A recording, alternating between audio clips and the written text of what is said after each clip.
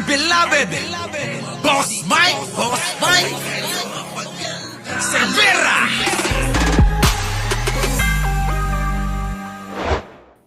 Diyos na raw ni Vice President Sara Duterte. Sabi rito, BP Sara, kung ma-impeach ako, sinulat yan ng Diyos. Alam nyo mga kababayan, pag ginagamit nila yung salita ng Diyos, Ines Vlog, Oh, wala nang mananakaw si Sara, kaya yun, oo.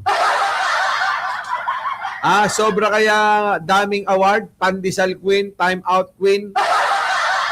Bobo nga ni, siya ibig sabihin mga kababayan, paanong hindi mauubos ang pera at kaban ng bayan, unang-una ho, inubos ni Digong. Baka nakakalimutan nyo, ang ninakaw ni Digong, na inutang niya, inutang ninakaw, ay ilan? 7 trilyon mahigit. Mahigit 7 trilyon. 7.3 trilyon ang inutang ni Digong. Tapos wala tayong makita na ginawa yun. Wala ho, mga kababayan Trilyon ang inutang. Mga kababayan, kung ako lang, bigay nyo yung trilyon na yan, malamang baka pati bahay nyo, pader na yan. Oo. Baka na flood proof na ho yung mga bahay nyo. Ay, ang dami hong perang ninakaw ni Digong kung ako lang bigay nyo sa akin yan. Lahat ng bahay nyo, flood proof. Putang na yan, Wala na kayong katatakutan na mabaha kayo. Diba? Ito pa mga kababayan ko. Ngayon alam nyo naman na itong mga ito hindi naniniwala sa Diyos. Pero mga kababayan, ang tanong ko, sabi ni Sara, kung may impeach ako, sinulat na yan ng Diyos. Sinulat na daw, nag-usap kayo, may pirmahan kayo. Tadhana yan, tanga. Sara Duterte, hindi sinulat ng Diyos. Nakatadhana na sa'yo yan. Na magnakaw ka at ma-impeach ka. Tadhana mo yan, Sara Duterte.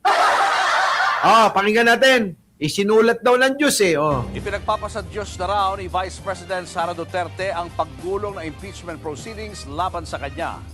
Live mula sa Batasang Pambansa, nasa frontline na balitang yan si Marian Enriquez. Marian, anong reaksyon ng mga kongresista sa pahayag ng bise? Julius, bumwelta nga yung ilang mga kongresista sa mga bagong pahayag ni Vice President Sara Duterte. Partikular na yung sa aniyay unfair na madama yung kanyang mga pamilya dito nga sa gumugulong na impeachment. Nakatutok sila sa mga ebidensya, katotohanan at pananagutan. Yan ang problema kasi mga kababayan ko kapag ikaw ay nagigipit na, magpapaawa ka na. May kilala akong ganyan, kilala rin ni Arnold Lopez yan Pag nagigipit na ganito si Sara, damay-damay na pati pamilya. May kilala akong ganyan Di ba? Kilalang-kilala ni Arnold Lopez yun Ano yun? Paano yun, Boss Mike? Idadamay pati anak Oo. Di ba? Idadamay yung pati pamilya. Idadamay pati yung masamang nangyari sa kanya. Damay-damay Para lang para kampihan lang ng iba. Di ba? Sasabihin meron po akong ganito. Ako po ay namatayan ng asawa. Piyuda na po ako. Ako na lang po ang nag-iisa bumubuhay. Siya mahal ako! May ganun di ba? Pati yung mga kapansanan ng mga anak nababanggit na. Alam niyo mga kababayan ko, walang kinalaman yung kasawian ninyo sa buhay ninyo, Sara Duterte. Walang kinalaman. Oo. Walang kinalaman ang batas. Walang kinalaman ang ginawa niyong kasalanan sa mga kasawian niyo sa buhay. Wala ho ni isa. Wala. Kaya wag mong magamit-gamit, pati pamilya mo, dinadamay mo, putang ina mo, Sara. Di ba mga kababayan? Ano sagot ng Kongreso? Kung saan dadalin ang ebidensya ay doon. Doon tayo. Di ba? Doon tayo pupunta. Hindi ho hindi ho makukuha sa paawa. Hindi ho makukuha siya pagpunta mo sa tatay mo, putang ina mo, Sara. Pupunta ka sa tatay mo para magpaawa ka, para suportahan ka ng mga tao. Para pag na-impeach ka, magkagulo sila, ganon. Yung bang gusto mo? Kademonyohan kasi yung nasa utak eh. Isipin nyo maigi, mga kababayan. Isipin nyo maigi. Ang gusto ni Sara Duterte, magpaawa sa pamamagitan ng kanyang pamilya, magpaawa sa pamamagitan ng kanyang tatay. Sumasaklolo, humihingi ng saklolo si Sara Duterte sa tatay niya. Kasi malamang sa alamang ay ma-impeach na nga ho si Sara. Ang gusto niya sa pamamagitan ng impeachment, sa pamamagitan na ma-impeach siya, ang gagawin nilang dahilan para mag-aklas sila. Manggugulo sila. Magrarally na naman sila. Ganun o yung mangyayari dyan, mga kababayan. Rally. Wala naman pong sumasama sa kanila. Ilang beses na hong nanawagan. Sabi nila, di ba, ang dami nila sinasabi, eto na yung katapusan mo, Bongbong Marcos. Putang ina, malapit na nga matapos yung termino. Natatandaan nyo ba? Lahat ng mga rally nila, lagi nilang sinasabi, binabalita ng mga DDS, eto na yung katapusan ni Bongbong Marcos. Ayun na nga yung huli, Jing Martin eh. Sa dami na ng ginawa nilang rally, nauwi sa one-time, big-time na panawagan ni Chavit Singson at nung may-ari ng club na nagbebenta ng poke. Sino? Si Mike Defensor, di ba? Yung dalawa na yon, isang mahilig sa poke at isang nagbebenta ng poke. Sino yun? Si Chavit Singson, mahilig sa poke. Sino yung nagbebenta ng poke? Di si Mike Defensor. Putik na yan, mga kababayan, one time, big time daw. Ano nangyari? Sabi pa ng mga DDS na mga bobot tanga, eto na ang katapusan, panay ang palaganap ng putang ina. Katapusan na daw, katapusan na. Maraming ang iba, mga natatakot pa. Ano sabi ko? Ay, huwag kayong mabahala sapagkat kakampi. Kakampi ni bro. Oo. Kakampi ni Pangulong Bongbong Marcos, si bro. Mga kababayan ko, para lang silang naglibing ng patay. Mas mahaba pa nung nilibing yung mga tatay nyo. Yung mga lolo nyo. Mas mahaba pa. Anak ng tinapa. Putik na yan, oh. Nakita nyo, hindi nga nagka-traffic eh. Di ba? Hindi nga nagka-traffic mga kababayan eh. Bakit? Wala nga kwenta yung kanilang ginawang one-time, big-time rally. Sabi ko sa inyo, parang naglibing lang sila. Parang nilibing lang nila si Digong sa sementeryo. Ganun lang karami. Walang niya. Ano pa ngayon? So, nag-ano pa ba? Nag-e-expect pa ba sila na may mga tao pa na sisimpatya kapag kasi Sara na impeach? Yan yung pinapakalat nila. Wala na. Oray no aglabos-labos kayo. Kininam Sara. Oray aglabos-labos ka agpaabagatan, agpaamyanan. Agpalaod ken agpadaya, awan latta. Oray no aglabos-labos ka, toke ninam. Awanen, nalpas kayo. Di ba mga kababayan ko? Tapos na huya mga yan.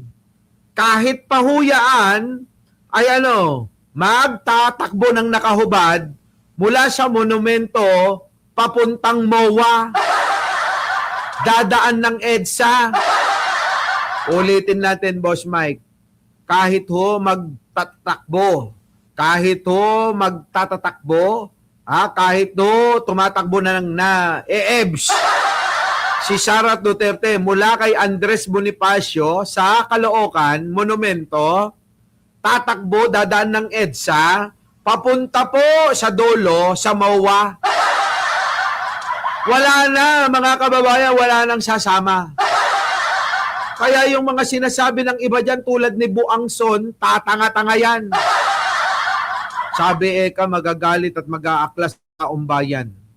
Kung i-impeach nyo si Sara, tanga, kinakabahan ka na, mukhang mali ka ng kinampihan, boba. Diba? Paano naging matalino kang hayop ka? Hindi mo nga mapili kung sino yung tama. Pakinggan natin. Lahat ng mga nangyayari sa buhay ng isang tao ay sinulat yan ng Diyos. So, Nakita niya? Hindi niyo ba napansin? Gamit-gamit yung tatay niyo. Pag nagsasalita lahat ng interview niya, background yung tatay niyang folding. Yung tatay niyang pilantod, mga kababayan, nasa likod niya. Ganon, mga kababayan, ang ginagawa ni Sara. Tingnan niyo yung tatay kong karton. Pangasiyo. Sapay ko matatulungan dak nga mapan ito'y. Pandak ko mga maika nga vice-presidente. Hanak ko mga ma-impeach. Ganon, mga kababayan, si Sara Duterte. Nagmamakaawa eh.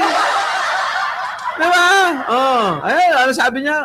Sa mga bagong pahayag ni Vice President Sara Duterte, partikular na yun sa aniyay unfair na madama yung kanyang mga pamilya dito nga sa gumugulong na impeachment. Giit nila, nakatutok sila sa mga ebidensya, katotohanan at pananagutan. lahat ng mga nangyayari sa buhay ng isang tao ay sinulat yan ng Diyos. Kita nyo? Kapag ka nagigipit sa salita ng Diyos, kumakapit. Ulitin natin. Kapag ka nagigipit, Ate Di, Kapag ka nagigipit, Kapag ka nagigipit sa salita ng Diyos, kumakapit. Sabi ni Mardi Bru. Natatawa daw siya. Kita niyo mga kababayan ko, sa salita ng Diyos kumakapit, hindi ba nahihiya? Yung tatay niya mismo, pinagmumura ang Diyos. Pinagmumura Pinagmumura ang Santo Papa, hindi man lang nirespeto bilang Santo Papa ng Katoliko. Pati ho yung mga pari, anong ginawa niya? Pinagmumura niya. Tapos anong karapatan mo, Sara, na gamitin ang salita ng Diyos at nasa likod mo pa yung ama mo na bumabastos sa kanya? Di ba mga kababayan ko, walang delikadesa ang tawag dyan. Sa bagay, wala naman ng kahihiyan itong mga ito Bistado na ho yung kanilang pagnanakaw. Bistado na ho yung pagmamalabis nila sa kaban ng bayan. Bistado na ho yung mga agenda nila na pambobodol nila sa mga Pilipino. Ginamit nila ang mahihina para magkaroon ng posisyon sa gobyerno. At nung nasa posisyon na, tuloy-tuloy pa rin ang pambobodol nila. Akala mo yung mga totoo, akala mo ay hindi lalabas ang katotohanan. Ngunit darating at darating talaga tayo sa katotohanan at eto na nga ang final na booking ang pagnanakaw ng pamilyang Duterte sa mga Pilipino. Ang mga pera na dapat ay para sa mamayang mga kapuspalad, kanila pong kinikbak. At para naman sa ating pangkalahatan, yung po dapat mga pera na gagamitin sa mga proyekto na pakinabang ng ating mga kababayan, kasama po tayo, mga Pilipino, ay dinugas nila. Dinugas magnanakaw tong pamilyang Duterte. Kung ma-impeach ako, yan ay sinulat na ng Diyos. Kung hindi man ako ma-impeach, see you sa 2028. see you tomorrow. Kita nyo? Kung ma-impeach daw, sinulat na ng Diyos, tanga. Kung ma-impeach ka, karma mo yun sa Kanya. Bakit? Ano man ang iyong ginagawa sa iyong kapatid, ay siya ring ginagawa mo kay bro. Ayan, kakarmahin kang putang ina mo. At kahit makatakbo ka pa, sasabihin ni bro, hindi ka mananalo. Tandaan mo yan, Sarah, ipako mo sa noo mo. Oo, di ba? Ipako mo, Sara Duterte, sa noo mo. Tanginan po, hayop talaga. Tuloy. Yan ang naging pahayag ni Vice President Sara Duterte. Tingnan nyo mga kababayan, no? Nandito yung kaso. Nando doon sa tatay niya nagpapaawa sa mga taga-suporta nila. Kasi mga kababayan, yung mga natitira, sumusuporta na lang sa kanya dahil sa tatay niya. Kung si Sara mismo, sino ang susuporta sa isang baliw na kagaya niya? Sige nga ho mga kababayan ko, sino ho ang susuporta sa isang baliw na kagaya niya? Mga kababayan, ang kanyang iniingganyo ngayon ay yung pong taga-suporta na lang ng tatay niya. Marami na nga ho mga kababayan ang umalis dyan na mga sumusuporta lang kay Digong, pero hindi kay Sara. Nagets nyo? Tulad nito, sino? Si Bongo. Si Bongo, alipin ni Digong. Alipin yun eh. Ngayon mga kababayan, nawala na si Digong. Kaya si Bongo, ay mukhang gagawa na ng sariling pangalan. Total naman, napakinabangan niya na. Siyempre, vice versa. Naging alipin mo, nakinabang ka naman kay Bongo, Digong, tanda mo yan, Bongo. Pinakinabangan ka ni Digong ng napakahabang panahon. Kaya okay lang yun. At ngayon, naging senador ka dahil naman kay Digong. Napakinabangan mo rin siya. Wala ka dyan sa kinatatayuan mo. Wala ka sa posisyon mo, Bongo. Kung wala si Digong, tanda mo yan. Diba? So vice versa kayong dalawa, walang dapat hingi ng, ng utang na loob. Ganon. Ngayon mga kababayan, anong ibig ko sabihin dito? Hindi naman ho magkasundo si Sara at si Bongo. Hindi ho magkasundo. Bakit? Ipipilit ni Sara yung gusto niya. Kahit na maganda na dapat mag-tandem sila ni Bongo, ay hindi niya gagawin yan. Kasi ang mahalaga kay Sara, yung gusto niya, ay gusto niya masunod lang. Tama, mali, mga kababayan. Tama! Ganyan ang katangian ni Sara eh. Ang akin dapat, Valdez sa Violeta, masunod eh. Hindi pwedeng hindi masunod. Sa kahit anong paraan. Di ba? Sa kahit anong paraan, kailangan masunod yan. Di ba, Maring Gina? Kaya kahit anong ikabuti, wala. Kaya nga maraming mga DDS, mga kababayan, sinisisi si Sara. Bakit o sinisisi? Hindi daw mangyayari sa pamilya niya, hindi daw dapat na si Digong ay nadala sa dahig kung tumakbong presidente si Sara. Kaya sabi ko naman, ay huwag kayong pakasigurado. Dahil ang tao, gusto talaga si Manong Bongbong ko. Wala nang question doon. At kailanman, hindi ho si Sara ang nagpanalo kay Manong Bongbong, kundi si Pangulong Bongbong ang nagpanalo kay Sara Duterte nyong baliw. Kaugnay ng gumugulong na articles of impeachment laban sa kanya. Giit pa niya, unfair o hindi tama na idamay ang kanyang pamilya na pawang mga private citizen daw. Kita nyo, mga kababayan ko? Our beloved Boss Mike